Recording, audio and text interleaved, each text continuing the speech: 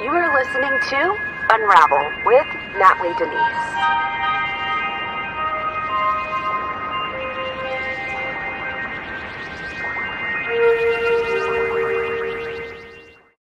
What's going on, guys? Welcome to the middle of the week. It is Wednesday, April 6th. This is episode 104. What? We made it past 100 episodes. This is pretty cool. Thank you guys for being so supportive. Thank you for those that are watching me in the chat on, let's see, we've got Facebook, we've got YouTube, as well as Patriot Voice, Roku TV. So glad that you guys are digging this news. I know it's hard news to digest. It's hard to come by, but this is why we do it. This is why we meet night by night to overview the headlines that are not talked about, the forgotten ones, and especially with it being, so many things in the headlines with conflicts overseas, this gets drowned out a lot. So let's go ahead and jump into some headlines that I got for y'all. Let's do this here. Here we go. All right, starting out with this story from the Daily Mail, where a judge in New York,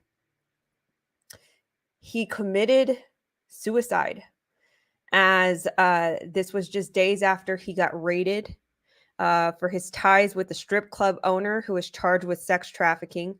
He failed to commit suicide 2 years earlier by lying on train tracks. There must be some pretty deep things that this strip club owner was connected to. A New York Supreme Court justice, he has killed himself days after cops raided his house as his really close friend, the nephew of Buffalo's alleged top mob boss, faced federal charges of sex trafficking and bribery. There we go. John L. Michalski, 61, was found dead at his home near Buffalo Tuesday morning, his lawyers say. The circumstances of his death remain unclear. Authorities raided Michalski's home on March 24th. Law enforcement sources told the Buffalo News they were looking for evidence of tax crimes. Interesting. That various other state agencies were looking into his professional and personal conduct. Michalski tried to kill himself February 2021 by laying on train tracks in the middle of the night. He was hit by a freight train but survived with a serious leg injury. The suicide attempt was the same day his friend, strip club owner Peter Jarris Jr., was arrested in Florida on charges including conspiracy to commit sex trafficking, maintaining a drug-involved premise, and bribing a federal drug enforcement agent. Michalski knew Jarris for decades and had done legal work for him. In 2006, he wrote a letter to a federal judge asking for a lower sentence after Jarris was convicted of wire fraud in connection with telemarketing sweepstakes business. The judge was named an acting state Supreme Court justice in 2006. He made $210,900 a year, so that's approximately $211,000 a year annual, according to the state salary database. He is survived by his wife, Susan, and 4 adult children, 1 son and 3 daughters. Continued on. Terrence Connors, Michalski's friend and one of his lawyers, told DailyMail.com that the judge was well respected. He was a well-respected jurist and immensely popular person. He was beloved by his lawyers of our community. This was a terrible tragedy felt most by his family, but reverberated throughout the entire Western New York legal community. Michalski's suicide is likely to spark more questions about his connection to Jarris and whether he helped the strip club owner commit any of the numerous crimes he's charged with. Michalski was never charged with a crime. Authorities were seen loading boxes of documents into a black SUV outside Michalski's home in Amherst, a suburb of Buffalo, late last month. Connors, his lawyer, said Michalski told authorities he knew nothing of Jarris's alleged crimes and they would have cooperated. He said investigators are focused on an online consignment business run by the wife, Suzanne. Okay, this is where I pause and I have a little bit more questions, because it's like, I mean, these things must have been so dire for him to attempt suicide twice, right? Well, he did it completely this time, but what did he know with his friend who was a strip club owner? What did he know about him, right? What kind of work did he do for him? Or were there any connections to what he's being, the strip club owner, what he's being accused of with him directly? The business appears to be an eBay shop called Everyday Deals 364. Susan Michalski's lawyer, however, told the Buffalo News that officers were searching for information about both the judge and his wife. A law enforcement official told the newspaper they were looking for evidence of tax crimes. You now have criminal investigations, federal and state, involving the FBI and U.S. Attorney, the State Attorney General's office, and state police. They're looking into whether there was income from the business that should have been reported, the official said. The raid and the suicide came as the federal case against Jairus continues to move forward in the Western District of New York. Jairus was arraigned in U.S. District Court in Fort Lauderdale and charged with one count of each bribery of a public official, conspiracy to defraud the United States, maintaining a drug-involved premises, conspiracy to distribute controlled substances, and conspiracy to commit sex trafficking. Jairus is the nephew of Joseph A. Todaro, who the FBI accused of running the Buffalo Mob, according to WKBW.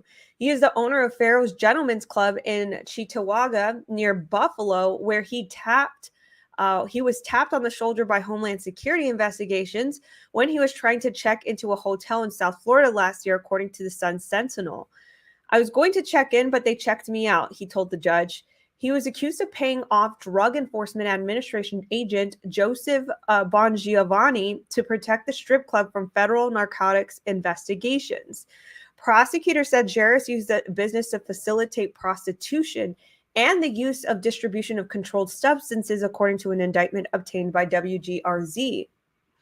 Jairus' case was later transferred to federal court in New York. Bongiovanni was indicted in 2019.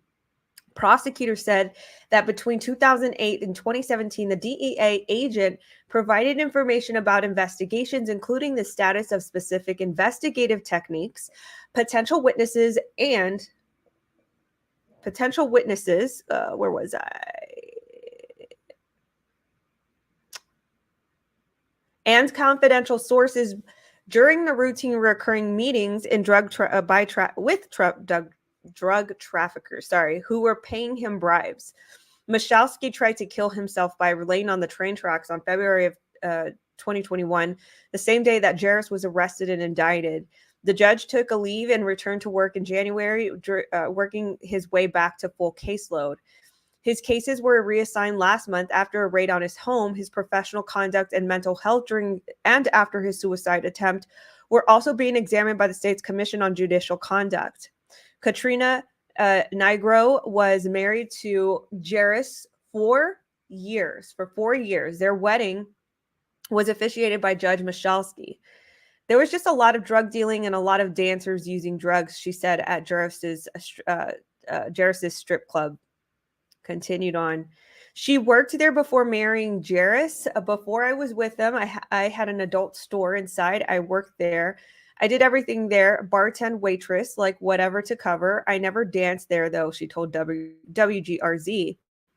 On Facebook, she posted messages reading, Jairus did pay off police and called her an ex-drug dealer and a sex trafficker.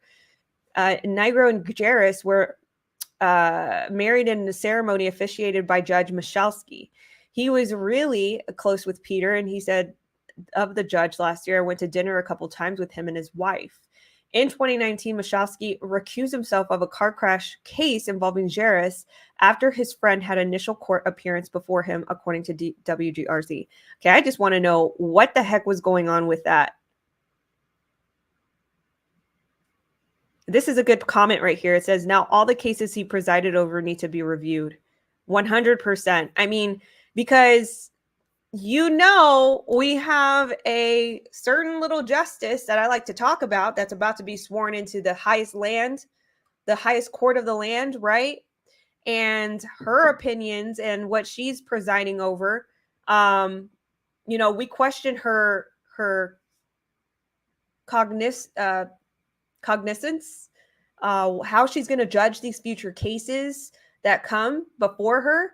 So I would have to agree. I wonder, if they're going to review every single case that he's ruled over. I really want to know what his connection was to this trafficker.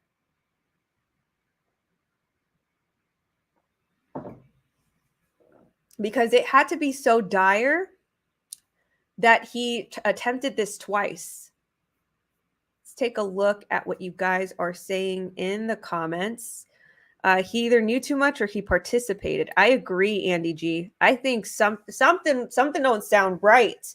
He knew something, or he participated in something. I'm gonna lean on the latter. I think that maybe there was some participation, because that's a pretty dire step to take, right? What else? So yeah, that is Jeffrey says all these people are deeply involved and very corrupt. There's no true justice in this world. It's getting more and more scary, like I always allude to the example of this justice that's about to be sworn in. It's like, do we have any judges out there that are not infiltrated and bought off, right? All right, moving on to the next story. So this is a case that has been ongoing for the past few weeks. Something tells me that I probably should have been covering this the same way I covered the Ghislaine Maxwell trial. You guys remember I covered the Ghislaine Maxwell trial, and I covered it day by day. This one was actually of a sex cult trial by Larry Ray. It was taking place at Sarah Lawrence College. And I think weeks ago it was revealed that they accidentally posted like names of some pretty elite people that were his clients. So it's being alleged that, or there's an idea out there, I'll say that's a bit better wording. There's an idea out there that maybe he was possibly trafficking these victims out to these elite circles out there. Sarah Lawrence College sex cult leader Larry Ray was convicted Wednesday afternoon on all counts of a Manhattan jury, ending a years-long prosecution launched after the fiend's tyrannical abuse of a group of people who was this was exposed in a magazine article. Ray, 62 years old, faces life in prison when he was sentenced by Manhattan federal judge Louis Lehman in September. The convicted sex trafficker stood and faced the jury, appeared emotionless as the foreperson repeated guilty to the 15 counts. The panel deliberated for about 5 hours after being given the case Tuesday evening. Throughout the month-long trial, prosecutors and victims painted Ray as a calculating predator who asserted control over a group of college students and others to enrich himself as the leader of a criminal organization he dubbed the Ray Family. When his victims were completely subdued, when they were under his control, he committed crimes to get them to pay, extortion, forced labor, sex trafficking, obstruction of justice, financial crimes. Assistant U.S. Attorney Molly Bracewell told jurors in her closing argument. The defendant did all of this for control, for his own greed, and to increase his power to cement his position in the organized group that he led. And this is the guy. Ray's abuse began when he moved into his daughter's. Listen how sick this is. Listen to how sick this is. Ray's abuse began when he moved into his daughter's on-campus dorm room at the prestigious Westchester County College in 2010, after he was sprung from prison in an unrelated case. Almost immediately, Ray began grooming his daughter's friends, wowing them with fantastical tales about his supposed involvement in overseas military operations, and his friends in law enforcement and politics, prosecutors said.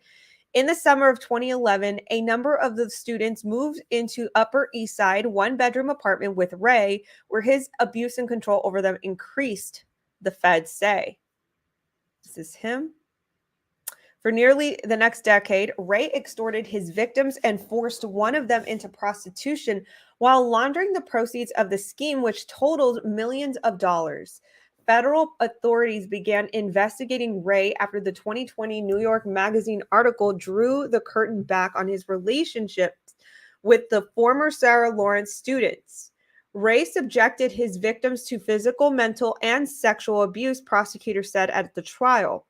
Ray recorded confessions his victims made in which he copped to damaging his property, plotting against him, and poisoning him and his family. He then used the mea culpas as blackmail. Ray carried out his criminal enterprise with the help of Isabella Pollock, a former student who became his co-conspirator, the feds alleged. Ray's most lucrative scheme was collecting money that victim Claudia Drury earned while working as a prostitute at his direction, she testified at trial. So continued on. For about 5 years, Drury worked 7 days a week, meeting moneyed clients who paid her exorbitant amounts of money in exchange for sex, she said. Drury turned over $2.5 million to Ray that she earned while escorting and living in various Manhattan hotels where she would meet her clients. When Ray felt threatened that Drury was slipping from his control, he and Pollock confronted her at the Gregory Hotel in Midtown, where he tortured her for hours over the course of a night, prosecutors said.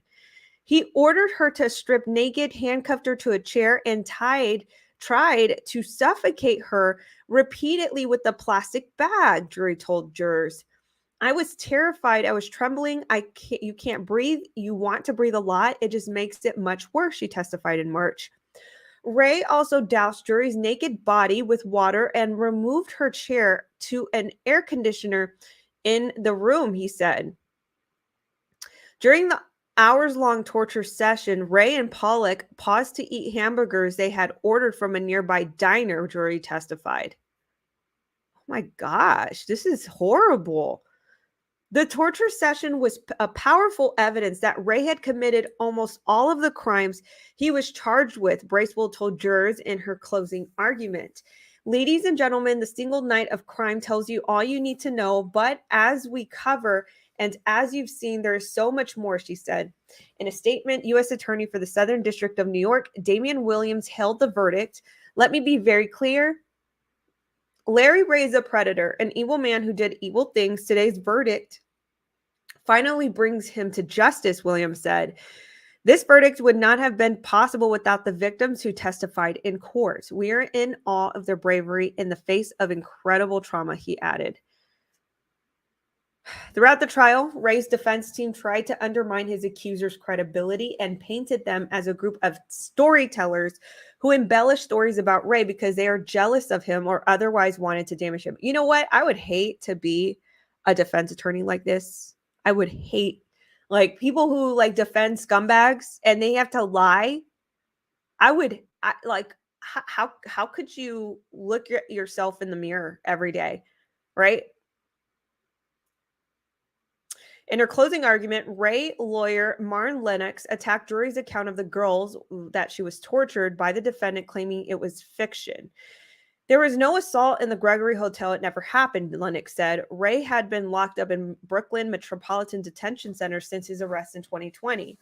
Pollock was subsequently charged for her alleged role in the enterprise and has pleaded not guilty. She's scheduled to go to trial later this year. I can't imagine what also that does when like scumbag, like it's very scummish to like defend these types of clients, but to lie as your profession, like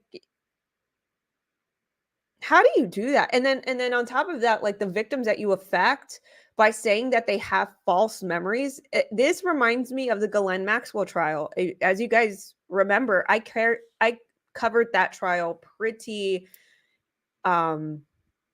detailed in great detail. We went through transcripts. We went through various outlets that reported day by day. And there came a point where I believe it was the defense witness. It was a memories expert. And she basically said, oh, your memories can be deceiving you. You could have false memory recollection. She would gaslight things like this to make it seem like, or she would try to make an argument that, oh, these victims, they think they remember this, but really it's not. Like, imagine that type of gaslighting as your profession. Like, this is what you do in order to defend scumbags like this. This is insane. So that's the Sarah Lawrence sex cult. Okay, some questions that I have personally coming out of this article, because it says that he was, let me try to find the spot. Here we go. It's this spot right here. Let me repeat it because this had me really curious. I wonder who these people are.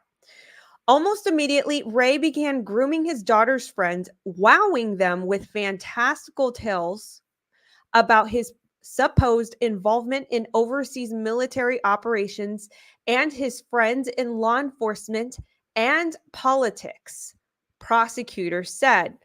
Now, let me actually do this really quick. Larry Ray. I actually want to find this while you guys are here. I think his name is Lawrence Ray. List. Let's just say it's a list. And if it doesn't work here, then I will. There was a list that they published. Here we go. Found it. Okay, so this is in relation to this. This is, oh, shoot. Let me get that back. This is in relation to the story that I just read out to you guys, commented on. I just had it. My goodness. Give me 1 second. Let me find it again. Here we go. Let's see. There we go. There we are. Okay, you guys see this? Okay, so this is in direct relation. Oh my gosh, I did it again. Why do I do this? Oh, why do I do this? Okay, here we go. Okay, leave it alone. Just leave it alone. Don't touch it. Don't touch it. Don't touch it. Okay, it's right here. Okay.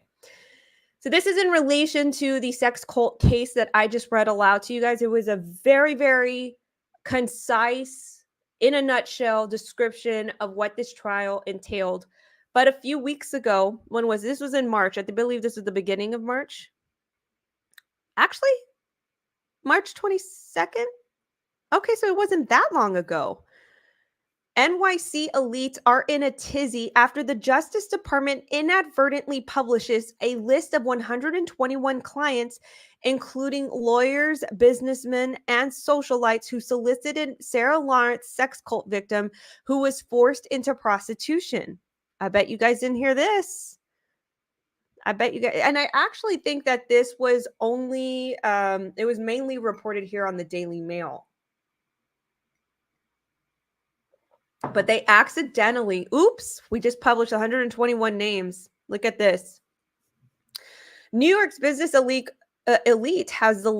was left shaking in its boots Tuesday after a list of alleged clients of the student prostitute in the Sarah Lawrence sex cult case was inadvertently published online. The list, which entered into evidence under seal in the ongoing trial of an accused cult leader, Larry Ray, includes lawyers and businessmen and socialites throughout the tri-state area. DailyMail.com acquired a copy of the list of 121 names, which was taken down nearly as fast as it was put up. Thank goodness, Daily Mail. Good work. Top executives at the Gap. Listen to this. This is in relation to this torture sex cult that I just read, you guys. Listen to this. These are elites that were seeking it out. That's why I'm questioning.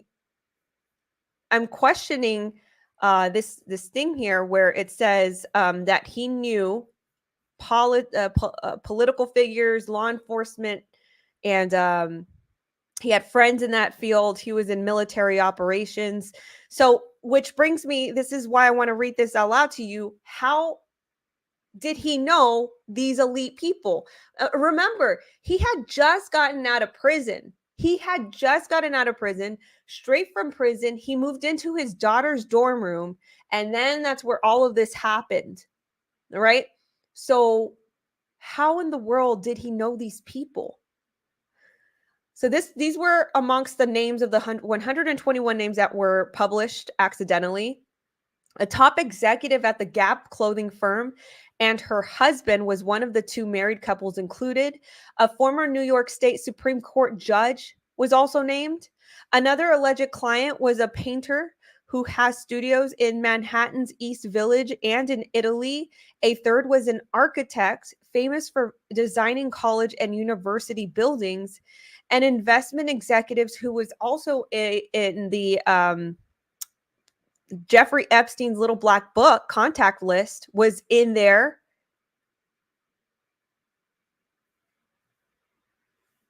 I really I'm kind of regretting that I did not cover this day by day, this trial. Of course, this wasn't like a high profile trial like the Ghislaine Maxwell, right? Everybody was really interested in that. But I think like when I entered into knowing what this trial was about, like it was already ongoing. But it makes me wonder how the heck he knew all these elite people. Again, him coming straight out of prison, moving straight into his daughter's dorm room. He had to have known these people. Other names include a hedge fund manager who donated millions to charity, and his name on a museum building in New York and Washington, D.C., a lobbyist who worked as a foreign resistance movement and international diamond dealer. Yep, they kind of sound like the elite. Also included is an executive at the Metropolitan Transit Authority, an account executive at Amazon, and a veteran travel writer. What else? Give us more. The document is among the government's exhibits admitted in the federal case against Lawrence Ray, who we just learned about, who is on trial in New York, charged with operating a sex cult out of his daughter's dorm room at Sarah Lawrence College. The list is said to have been compiled and included in an email by former Sarah Lawrence student Claudia Drury, 31 years old, who has been on the stand giving evidence against Ray, whom she claims coerced her into becoming a prostitute. But somehow, and I don't like that, like when it's in the context of a victim, like I don't particularly like that word. I think that word carries more weight for someone who does this very intentionally, that is not against their will. So I would call her a victim, especially to the fact that she was coerced and manipulated into doing this. But somehow the government posted the sealed document online and then immediately scrambled to stop the information from getting out. Per order of the court, a government exhibit number 3217 GX3217 was admitted under seal. A spokesman for the Department of Justice wrote in an email soon after the document was taken offline. The file was inadvertently loaded with U.S. versus Ray file share. Please do not reproduce, share, or use this exhibit in any way. If you have downloaded this file, please delete it. But the department's plea is unlikely to be successful as the document has already been posted on Twitter. The list includes an email which is said to be from Drury to the department. This is not an exhaustive list, but it includes my main clients, regulars and many others, she wrote. Drury is one of at least 5 cult members who were students at the elite liberal arts college in Bronxville. just north of Manhattan when they met Ray. So, okay, I want to know a little bit more about, because they're going through the trial here. A lot of coercion. All right. Justice Department, 121 clients. Yeah, what do you guys think about that? 121 names. Let me see if I can find this on Twitter, because I'm very, very curious now. Very curious to see who these names are. Lawrence Ray.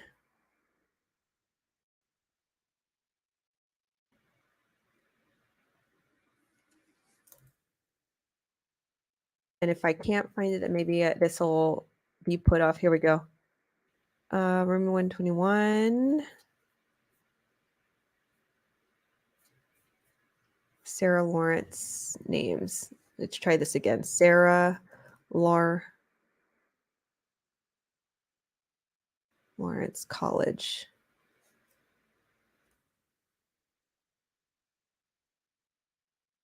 Client names. All right. So it's going to be nothing but the news of him being convicted. Okay. So with that being said, what do you think about that, guys? Isn't that crazy? I mean, this is much bigger than I can presume through what we see. Please post the link to this article. You bet. Absolutely. I will. Let me see. Let me put this link. Here we go. DOJ. This is actually, I need to start like an important articles list, because I look at it and then I'm like, oh, I wish I would have written that link down somewhere. Here you go. I'm going to post this link in the chat. There it is. It's going through. All right. So some elites, they're scrambling. They're implicated in this sex cult.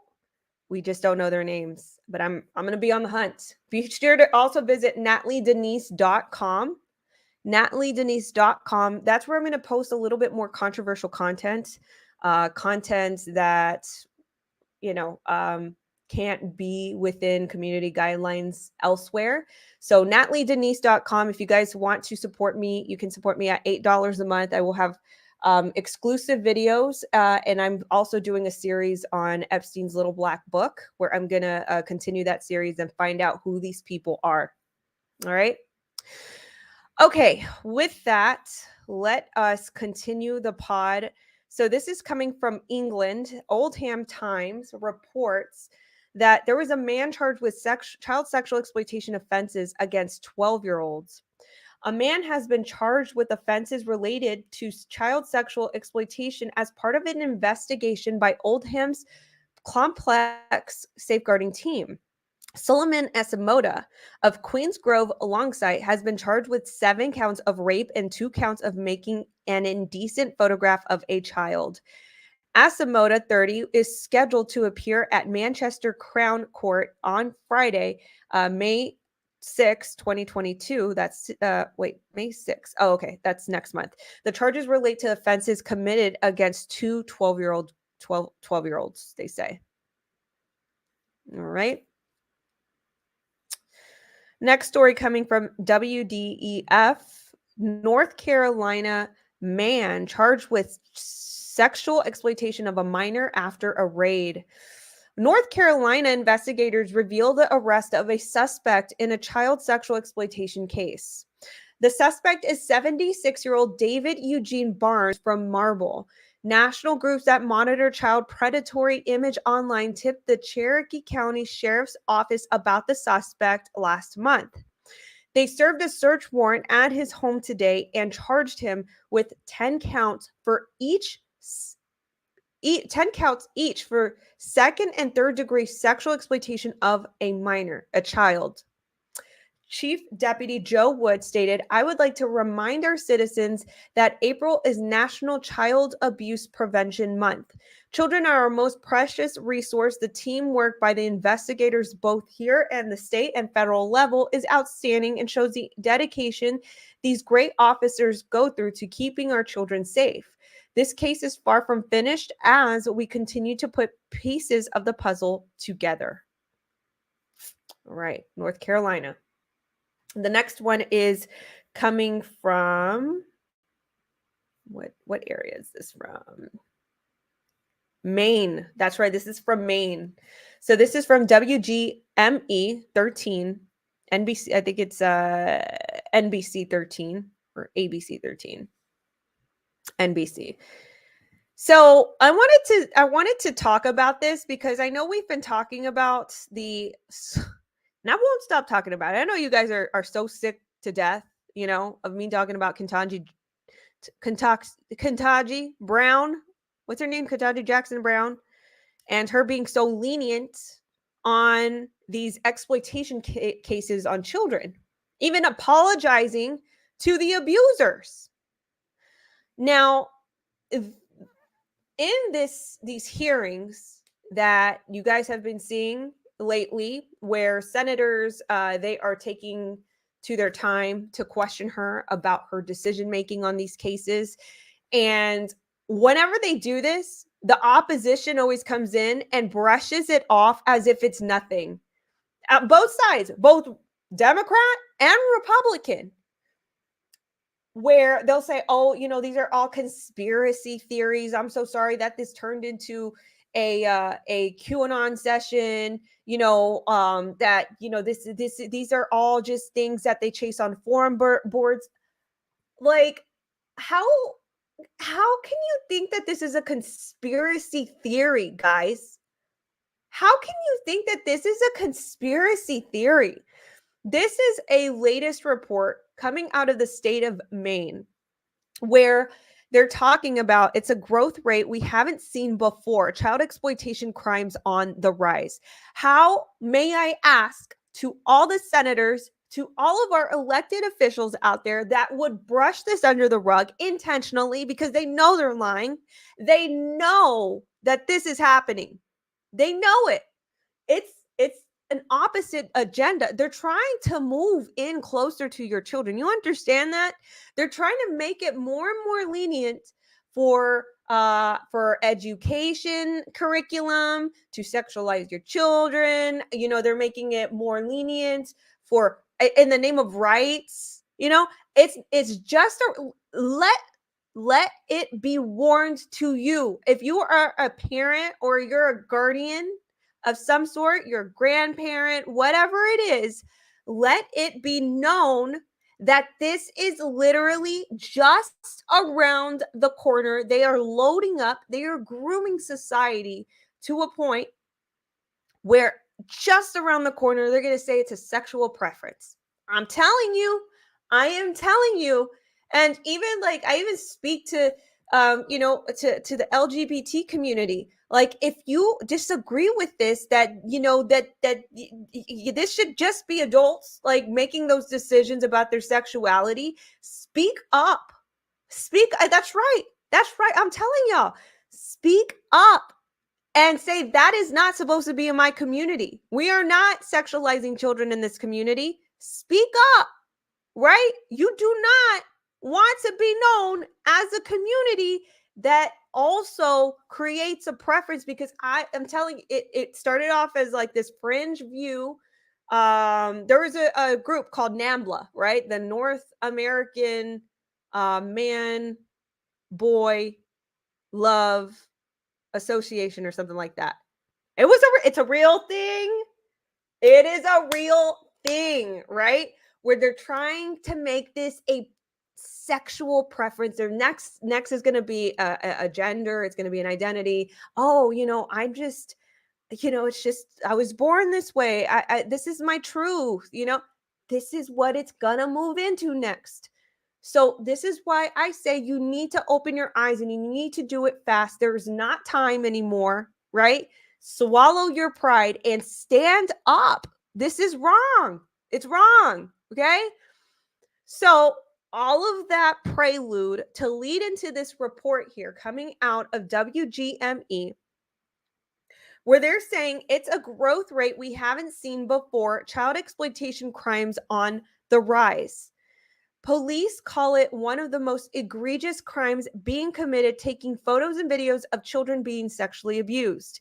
In Maine, and this is Maine, right? This is just one state, but I can assure you this is happening in every single state all over the world. This is increasing. Okay. So the argument, Kentanji, about, well, the internet is made more available, so they're going to do it more. We shouldn't criminalize it for it, is a crazy idea. That's some crazy stuff coming out your mouth, right?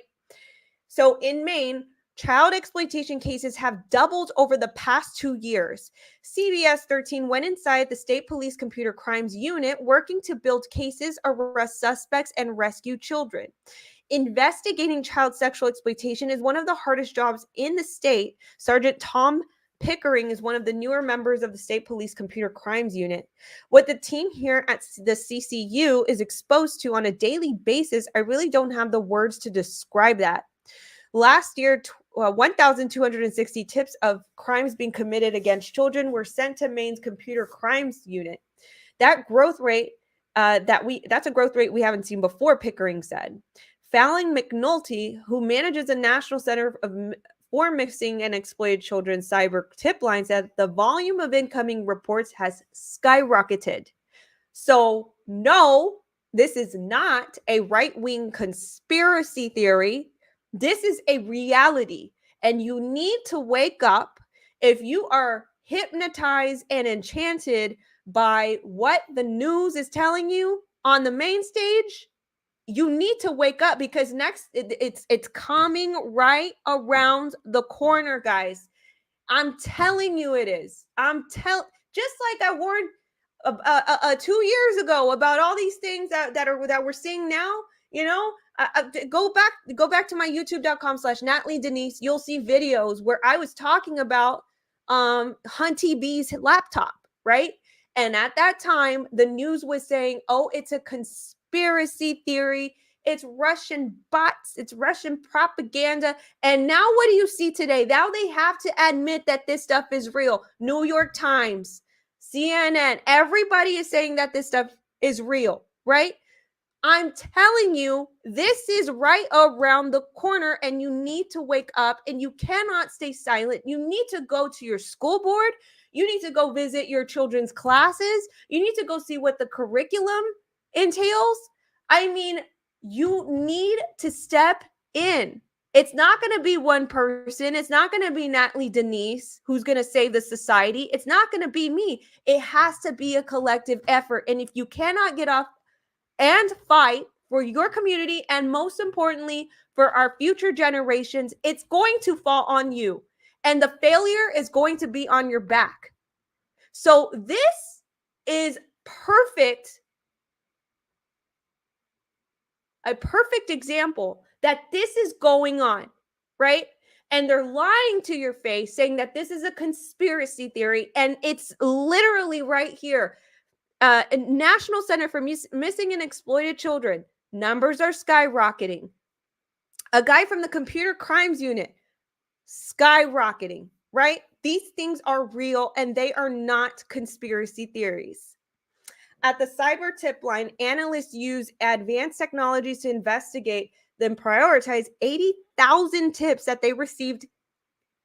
Guess at what increment? 80,000 tips each day. Each day. 80,000 tips of child sexual exploitation each day. How? And we're saying this is a conspiracy theory. From internet service providers and social media platforms, we really are looking for any signals that might indicate a child is imminently at risk, McNulty said. Tips are being sent to the police where they've traced the crime. Sergeant Pickering says perpetrators are often family members or family friends of child victims. We do have cases where child exploitation was produced here in Maine, he said. It's not just something happening in other states or countries. The Computer Crimes Unit has a mix of investigators and forensic analysts gathering evidence against suspects. However, the unit's top priority is in the identify and rescue the children being victimized. That's a very tricky kind of thing to do, said David Finkelhor, who is a director of the Crimes Against Children's Research Center at UNH. Because typically these images don't have a lot of clues about the identities of the victims or the perpetrators. But with internet service providers using new technologies of their own to find the report child exploitation cases, investigators in Maine say it's only a matter of time before suspects are caught. Anything they're doing with child exploitation on the internet is being monitored and recorded, Pickering said, and we're investigating it. I mean, I'm sorry that I have to lecture every single night that we talk about this, but it is incredible. It is incredible that these numbers, these figures, these reports are right there in our faces. And, you know, if we don't have our eyes on it, which we do every single day, right? We do have our eyes on it. But if we don't, you would just easily believe these people, or a lot of people do at least.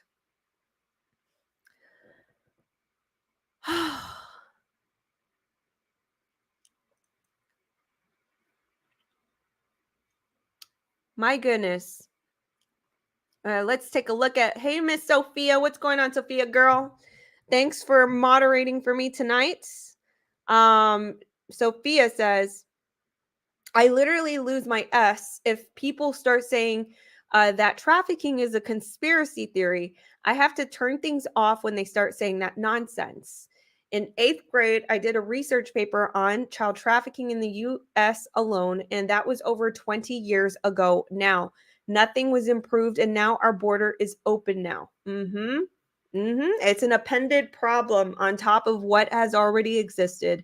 And now we have a dark empire iceberg that is like growing and growing. Collective force definitely agreed. Change happens at local levels. Absolutely. So with this being said, guys, I think this was an ample podcast today. I have a little bit of homework to do because I want to know more about this Sarah Lawrence cult in New York, that this guy, what's going on with my hair? That this guy was convicted today. And I really want to know who these elites are. I'm going to go rummaging through Twitter for that list, and maybe I'll present it to you guys tomorrow. But with this being said, I appreciate you all. Thank you so much for your support. If you want to become a patron at $2 a month, you can go to nataliedenise.com. On the right-hand side, go to pricing plans. You can become a patron.